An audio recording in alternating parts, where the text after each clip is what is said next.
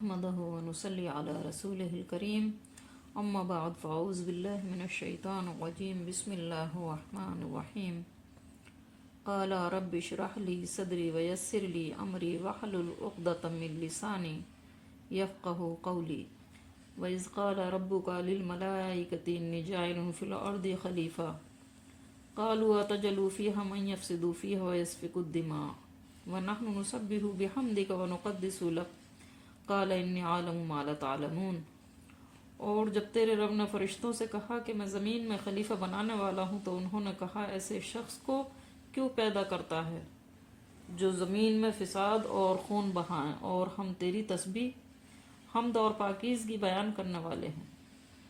اللہ تعالیٰ نے فرمایا جو میں جانتا ہوں تم نہیں جانتے۔ وَعَلَّمَ آدَمَ الْأَسْمَاءَ كُلَّهَا ثُمَّ عَرَضَهُمْ عَلَى الْمَلَائِكَةِ فَقَالَ أَنبِئُونِي بِأَسْمَاءِ هَؤُلَاءِ إِن كُنتُمْ صَادِقِينَ۔ اور اللہ تعالیٰ نے آدم کو تمام نام سکھا کر ان چیزوں کو فرشتوں کے سامنے پیش کیا اور فرمایا اگر تم سچے ہو تو ان چیزوں کے نام بتاؤ۔ قالوا سبحانك لا علم لنا الا ما علمتنا انك انت العلیم الحکیم۔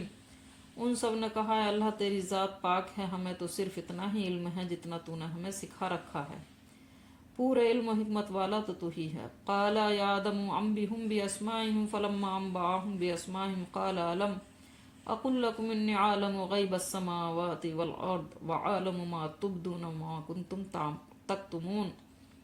اللہ تعالیٰ نے حضرت آدم علیہ السلام سے فرمایا تم ان کے نام بتا دو۔ جب انہوں نے بتا دیے تو فرمایا کہ کیا میں نے تمہیں پہلے ہی نہ کہا تھا کہ زمین اور آسمانوں کا غیب میں ہی جانتا ہوں اور میرے علم میں ہے جو تم ظاہر کر رہے ہو اور جو تم چھپاتے تھے۔ اور وَإِذْ قُلْنَا لِلْمَلَائِكَةِ اسْجُدُوا لِآدَمَ فَسَجَدُوا إِلَّا إِبْلِيسَ أَبَى وَاسْتَكْبَرَ وَكَانَ مِنَ الْكَافِرِينَ۔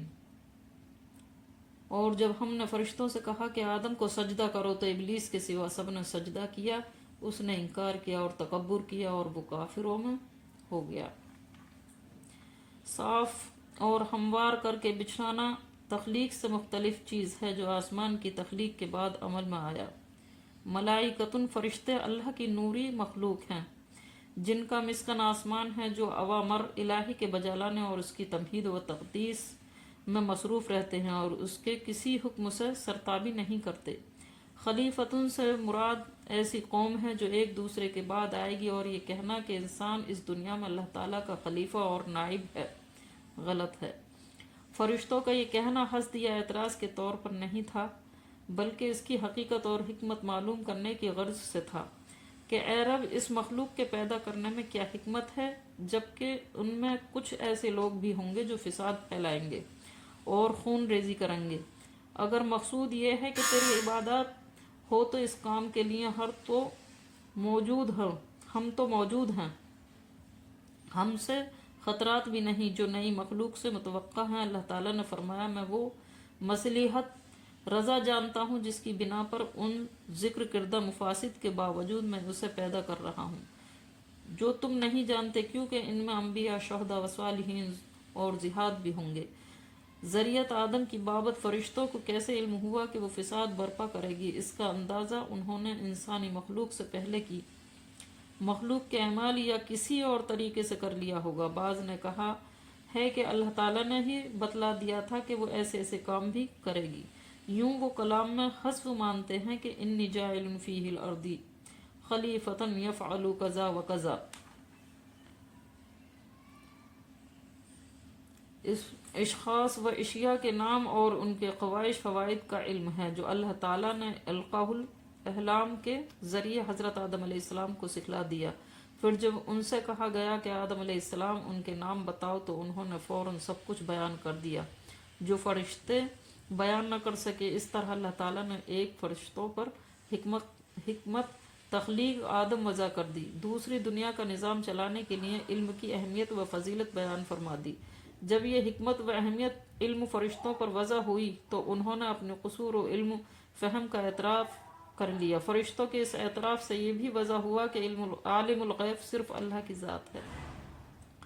اللہ کے برگزیدہ بندوں کو بھی اتنا ہی علم ہوتا ہے جتنا اللہ تعالیٰ انہیں عطا فرماتا ہے۔ علمی فضیلت کے بعد حضرت آدم علیہ السلام کی یہ دوسری تکریم ہوئی۔ سجدے کے معنی ہے خضوع اور تذلیل کے، اس کی انتہا ہے زمین پر پیشانی ٹکا دینا۔ قرطبی: یہ سجدہ شریعت اسلامیہ میں اللہ تعالیٰ کے سوا کسی کے لیے جائز نہیں ہے۔ نبی کریم صلی اللہ علیہ وسلم کا مشہور فرمان ہے کہ اگر سجدہ کسی اور کے لیے جائز ہوتا تو میں عورت کو حکم دیتا کہ وہ اپنے خاوند کو سجدہ کرے۔ تاہم فرشتوں نے اللہ کے حکم پر حضرت آدم علیہ السلام کو سجدہ کیا، جس سے ان کی تکریم و فضیلت فرشتوں پر وضع کر دی گئی، کیونکہ یہ سجدہ اکرام و تعظیم کے طور پر ہی تھا، نہ کہ عبادت کے طور پر۔ اب تعظیماً بھی کسی کو سجدہ نہیں کیا جا سکتا۔ ابلیس نے سجدے سے انکار کیا اور رائندہ درگاہ ہو گیا۔